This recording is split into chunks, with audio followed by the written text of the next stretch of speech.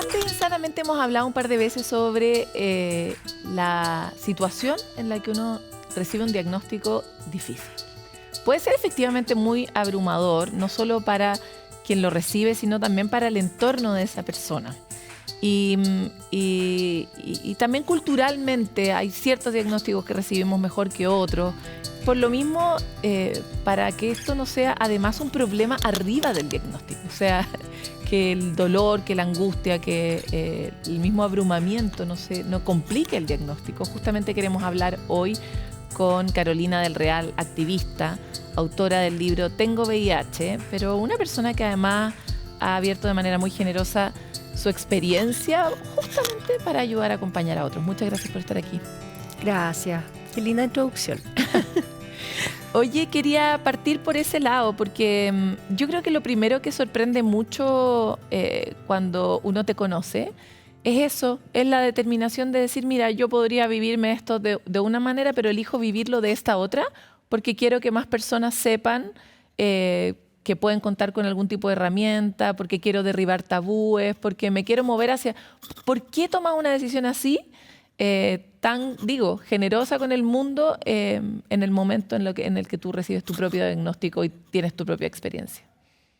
Porque yo quería conocer a alguien como yo en ese momento y lo busqué en internet.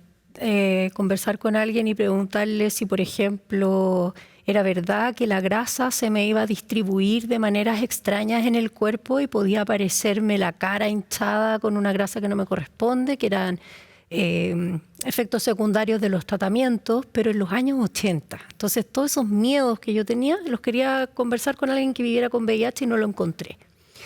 Y ahí yo dije, ¿cuánta gente más debe estar en la misma? Como preocupado de si físicamente se va a ir a la cresta o si, no sé, cómo son los tratamientos o si nos vamos a morir o todas las dudas que te puedan. Y dije, bueno, yo quiero hacer eso, pero todo esto partió también con un desahogo de yo tengo VIH, mi verdad, desahogo entre comillas, un escrito que yo pensé que iba solo a leer mi papá y lo lee en los medios y eso me da una vitrina y desde esa vitrina yo hago una promesa en la tele de que yo quería ayudar a toda la gente que estuviese viviendo con VIH que me escribiera. Pensé que iban a ser 100 personas. Por supuesto que de repente me veo con las redes reventadas y yo hasta las 3 de la mañana contestando mensajes. Pero va por ahí, va como en el querer acompañar y despejar las dudas típicas que aparecen cuando te dicen tienes VIH. En mi caso fue estás con SIDA, porque ya estaba muy avanzado. Tuve un año enferma sin saber de qué, yendo a distintos doctores y nunca me testearon VIH. Entonces, mi caso era distinto.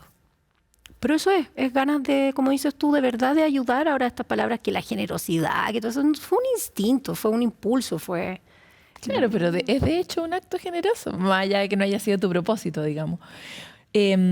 Vamos a ir por ese lado porque el diagnóstico es muy duro, particularmente el diagnóstico de VIH y en ese momento de SIDA, porque efectivamente significa varias cosas culturalmente, ¿no? Significa...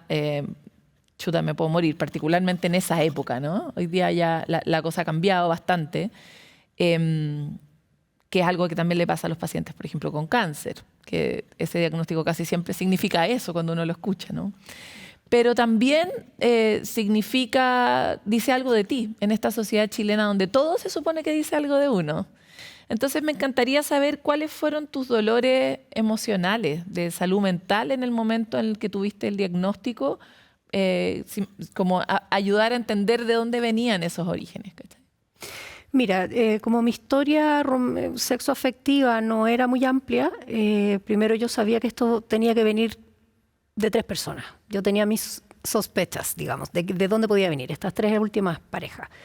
Tenía una necesidad de advertirles a ellos primero. Antes de hablar de cómo emocionalmente, lo primero que yo pensé, primero que me iba a morir.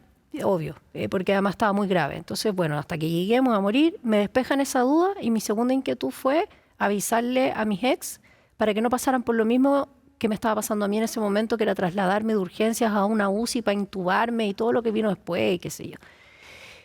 Te diría que a la psicóloga de la clínica donde yo estuve le llamaba la atención que no me dio ni en negación, ni en duelo, ni en rabia, ni en pena, ni en nada. Yo tuve la contención primera de mi padre, que fue la primera persona que supo que yo tenía VIH cuando entra a esta pieza a saludarme. Y yo desde la ignorancia lo empujo, que no me toque, que no respire delante mío porque se podría infectar y qué sé yo. Y él me llena de besos, y eso yo lo he contado varias veces. Y me dice que esto no se pega así, que yo me preocupe de respirar. Claro, tenía neumonía, tenía que respirar. Tenía razón el caballero. Entonces, el miedo a morir se fue. Qué gran escena. Muy bonita, sí, es muy bonita. Sí, porque además él tampoco sabía mucho de las vías de transmisión, pero me llenó de eso. Es un nomás. animal, ¿no? Porque eso es lo que uno siente por los hijos, po. Claro, no hubo ninguna recriminación de nada, igual él me conocía bien, entonces sabía que esto venía de alguno de estos 3 pololos. Él tenía su sospechoso favorito y estaba súper equivocado, no era él. Pero yo creo que esa contención sí me sirvió harto, pero pasando los días uno va decantando y tiene todo el derecho a rebelarse, a llorar, a asustarse y todo. Y yo te diría que lo más parecido como a pasarlo mal fue un día que también delante de mi papá digo, bueno, se acabó esta tontera, el pololeo, yo ya pololeé, sé lo que es el amor. ¿Cuántos años tenías? 30. Así Una que, buena experta. permiso, me voy a poner a comer. Me voy a ir a vivir a la naturaleza, me voy a poner pura ropa holgada que me encanta y voy a ser como más hippie y toda esta histeria por casarse y pololear se acabó.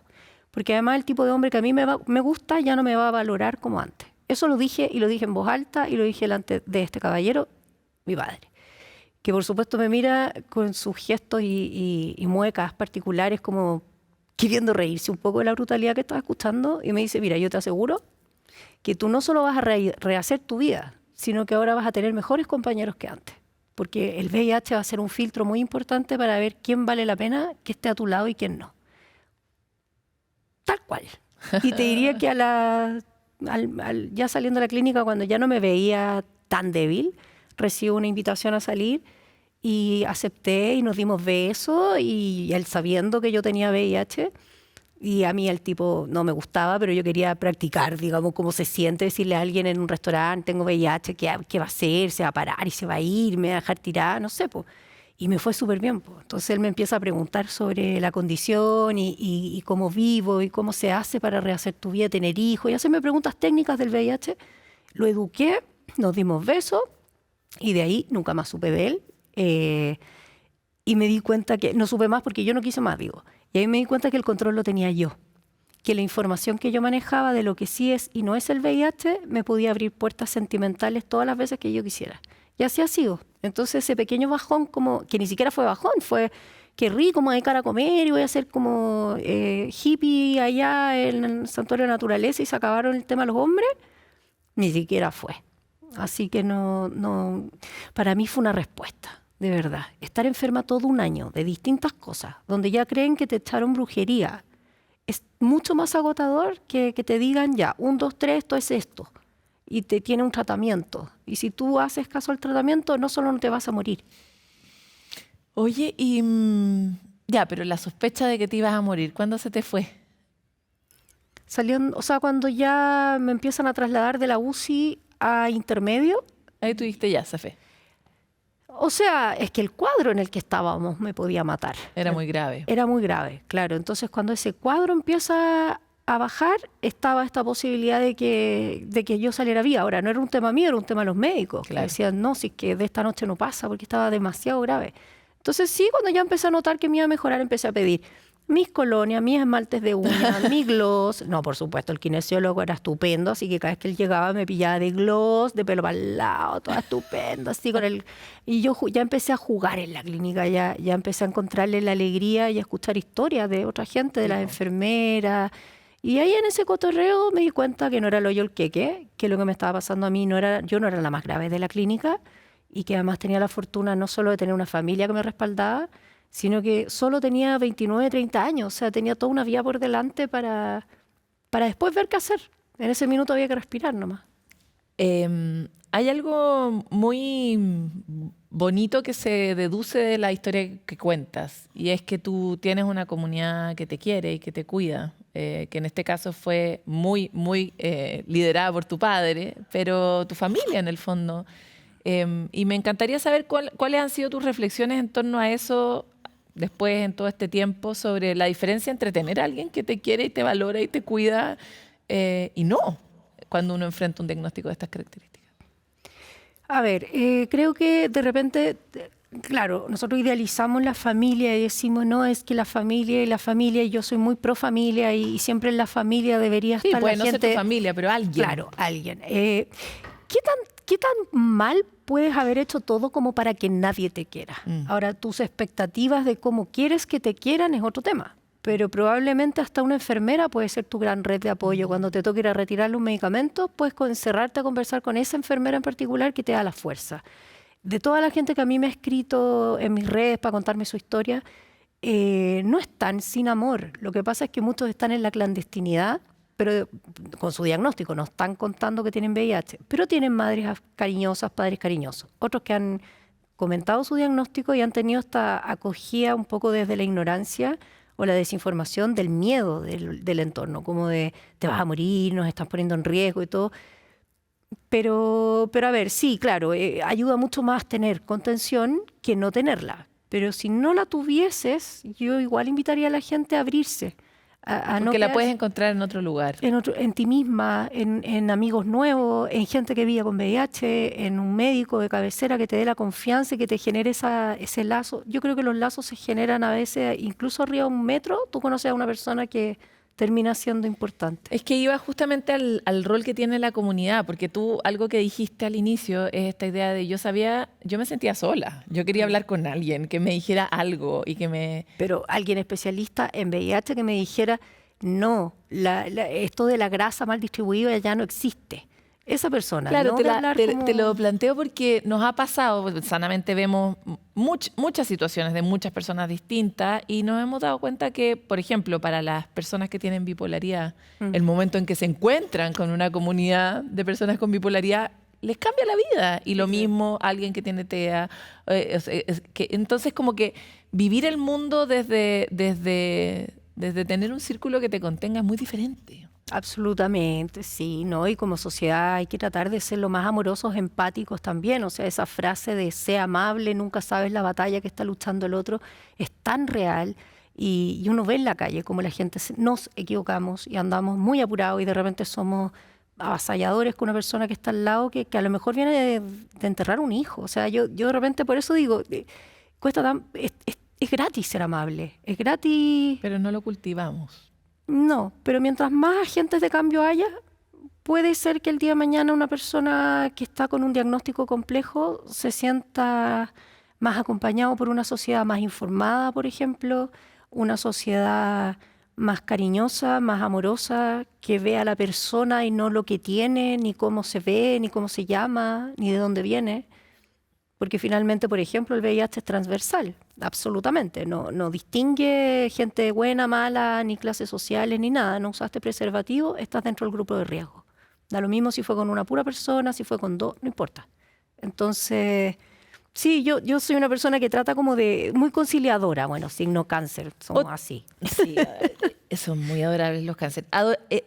Otro tema que tú has tocado mucho es el asunto de los prejuicios y de lo que damos por sentado, ¿no? O sea, como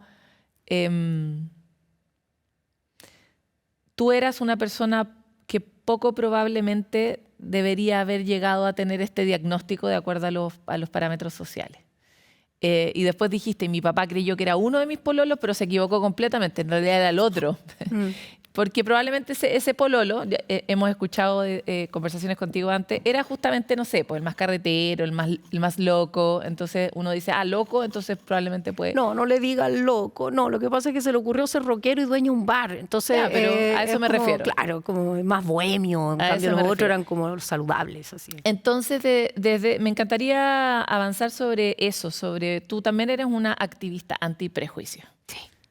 ¿Por qué? ¿Cómo ha sido tu experiencia? ¿Y cómo ves que se recibe esto? Porque podemos decirlo, no deberíamos ser prejuiciosos, pero pucha que somos prejuiciosos. Y además nuestra biología, nuestro cerebro está súper cableado para decir en qué se parece, y en qué es distinta esta persona de mí. Lo hacemos, automáticamente el cerebro lo hace. Entonces... Sí, bueno, yo partí riéndome de eso, porque digo, yo rubia, de ojos verdes, apellido compuesto, tengo VIH, jajaja. O sea, yo partí con la ironía de decir, ¿quién dijo que a la gente, como que a cierta gente no le puede pasar el VIH, porque hasta cuándo con el prejuicio de que si eras trabajadora sexual, si eras promiscua, si eras drogadicta, si eras no sé qué cosa, solo si reunías todas esas condiciones, estabas en el grupo de riesgo. Y claro, cuando yo caigo en mi propia ignorancia y digo, obvio que yo podía tener VIH si yo tenía relación de pareja estable, sin preservativo y sin testeo al día, ¿por qué no tener VIH? Si era posible que un pololo tuviese VIH de antes y los hombres que son bien reticentes a ir al médico, ¿por qué un hombre se iba a estar controlando VIH si él también había estado soltero un año? Bueno, entonces yo me reí un poco de esa desinformación mía, de esa caricatura que hay y bueno, porque la doctora que me toma finalmente también me lo hace ver y me dijo, ese año que tú estuviste enferma yendo a todos los doctores, me llama mucho la atención que nunca te hayan testeado VIH. Y a la única conclusión que puedo llegar es que justamente hubo una discriminación ascendente porque dijeron esta cabra es como bien portada, pareja estable, lleva un año soltera, año en el que estuvo enferma. Entonces como que no les sonó VIH. Y te pudo haber matado ese prejuicio. Absolutamente. Entonces yo quise decir como ya, paren de apuntar siempre a los mismos y empecemos a hacernos cargo de la salud. Porque esto no es una lucha como de no quiero que nos discriminen solamente, es quiero que a ti no te pase. ¿Cómo te puede no pasar? Que no te mueras porque no te hicieron el examen. Y que no vivas con VIH idealmente, ojalá, porque igual eres fármaco dependiente, porque no todo el mundo se lo banca igual, porque la discriminación sigue existiendo.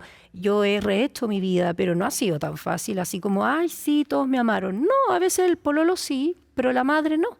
Y está en todo su derecho de tener miedo que a su hijo le pase algo. Entonces tú tienes que ir abriéndote camino ya no solo con tu novio, sino que con todo el entorno, y que los amigos opinan, y que de repente en un asado, pero habiendo tanta mujer, ¿por qué estáis con una con VIH? Y tu pololo tiene que estar súper informado para explicarle a la pareja, al entorno, perdón, que yo, por ejemplo, gracias a mi tratamiento no transmito el virus, estoy absolutamente indetectable. Yo puedo tener relación sin preservativo, siempre y cuando él no tenga ninguna ITS. Pero yo tengo todo controlado, yo soy mucho más segura que una persona que nunca se ha hecho el examen. Yo sé todo lo que tengo y lo tengo todo bajo control y lo que no tengo, no lo tengo porque todos los años me lo testean. Entonces, yo sé que no tengo sífilis, yo sé que no tengo hepatitis, yo sé que no tengo nada más que VIH indetectable. ¿Te fijas? Entonces, para evitarle a los otros vivir con VIH, yo me fui en esta campaña no solo de visibilizar cómo esto le puede pasar a cualquier persona, sino que también estoy enfocada, sobre todo en los colegios y en las universidades, a través de un stand-up, a llevar mi vida. Y mi vida es desde mi primer beso hasta este último diagnóstico que ellos desconocen. No tienen idea quién es Carolina, no saben por qué estoy para ahí, por qué les estoy hablando de mi primer beso, por qué les estoy contando que mi mejor amigo se enamoró de mí, que estuvo enamorado 27 años y que vamos riéndonos y que las tallas y esto y que yo me encontraba gorda y que y el bullying que me hicieron en el colegio en algún momento y ellos no entienden de qué se trata esta presentación. Pero al final yo estoy hablando de la familia que había detrás, los valores que me inculcaron, lo segura que me fui convirtiendo y cómo la vida te va preparando incluso para recibir golpes como este y decir, ya, pero esto no me define. A mí la palabra VIH no me define. Yo no me tatuaría el símbolo de VIH. Yo no ando con las chapitas de VIH, con todo el respeto al quien lo haga. Pero es que a mí no me define, para nada. Sigo siendo la misma galla, imperfecta como antes, con humor negro, que se le va la onda, que es la misma. Si me quieres así, bacán. Y me aferré a eso. Y sigo trabajando full con los jóvenes por lo mismo, porque quiero atajarlos a tiempo. Oye, y dos cosas respecto a lo que dices. Primero, ¿te volviste tú menos prejuiciosa? Sí. Sí, bueno, yo estudié Relaciones Públicas en un momento y eso tiene ramos de marketing y ahí lamentablemente tu cabeza empieza a operar como con etiquetas, porque estás haciendo publicidad y tú tienes que saber a qué mercado te estás dirigiendo y eso hace que tú encasilles a la gente. Pero fíjate que yo, como de juzgar, nunca he sido. Siempre he dicho quién es una. Porque hay que entender el contexto donde está parado el otro para decir, esta persona es súper agresiva. No, es que a lo mejor me tocó un día. Pero te pusiste menos prejuiciosa. Mucho menos, sí más temerosa de repente, como que veo el riesgo en todas partes. Digo, oye, esta persona la está re... Pero uno no es la madre de todo Chile, entonces uno dice como, te estás arriesgando demasiado. Me estás escribiendo una vez al mes que tienes miedo de tener VIH porque otra vez caíste en una conducta de riesgo. Eso sí me da como a veces me cansa, como los porfiados, los jóvenes que siguen creyendo que todo lo que los padres le dicen en la casa no tiene validez porque, ay, no cacháis nada. Entonces ahí entré yo, po, y dije, no, yo voy a ser esta intermediaria entre los papás, bueno, la gente que educa y los jóvenes, pues, a ver si en mis palabras, que no son las que estoy utilizando hoy día contigo, porque evidentemente en un escenario con jóvenes uno es mucho más lúdica, logré entrar ahí y eso ha sido, ese es mi legado, a eso vine. Después entendí todo. Yo dije, me tenía que tocar a mí, y no a un hermano, era a mí, porque yo iba a hacer esto público, yo iba a trabajar en esto, no me da vergüenza. En cambio, gente más cercana me ha dicho, a mí me dicen ese diagnóstico y yo me suicido. Gente muy cercana que me ha dicho, yo no sé cómo tú lo haces, a mí me hubieran dicho esa weá, yo me suicido. Y así como, pero ¿por qué? No, no, no, no, no.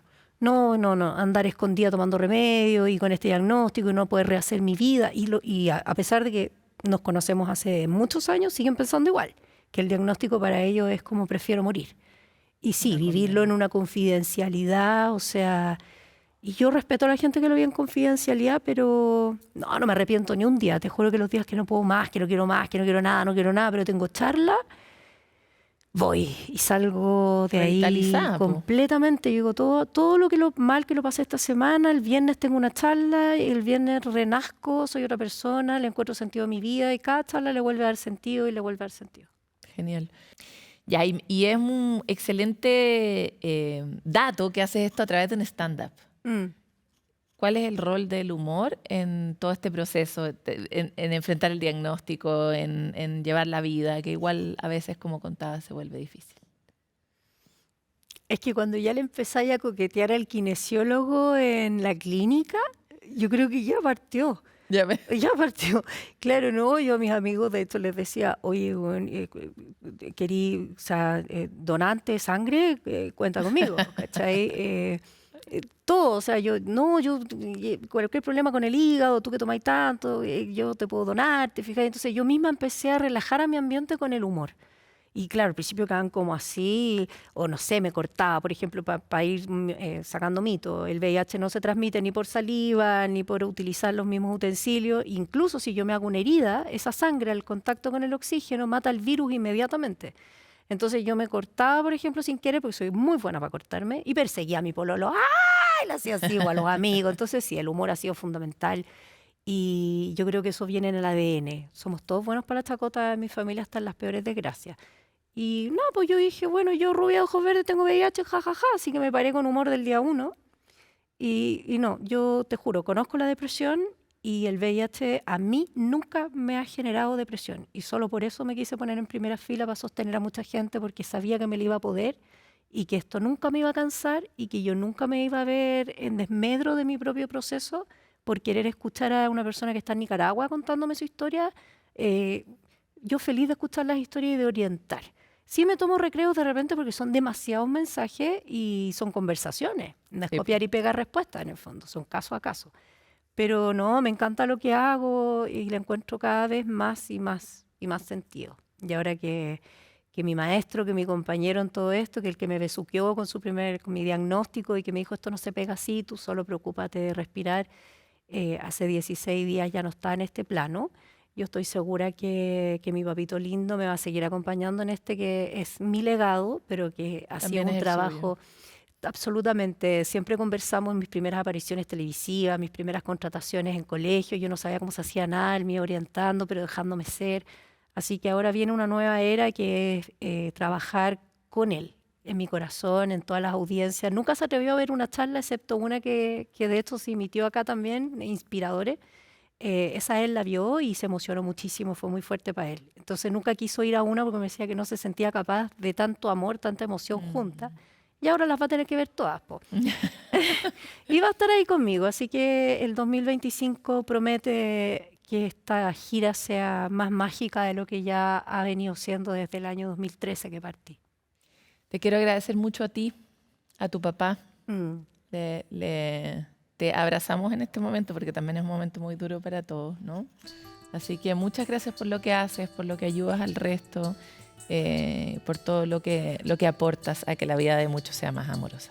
No, de nada. Creo que lo mínimo que uno puede hacer es dejar el mundo un poquito mejor de lo que lo recibió. Así que en la casa traten de ser buena onda, más amables, relajemos, estamos todos complicados. Entonces, bajémosle un poco y vibremos más alto.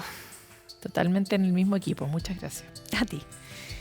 No sé si les habrá quedado alguna duda sobre la importancia de justamente irradiar algo que mejore un poco el planeta, ¿no? Lo necesitamos todos, desde lugares muy diferentes. No sabemos dónde está el que nos encontramos en todos los rincones de nuestro día.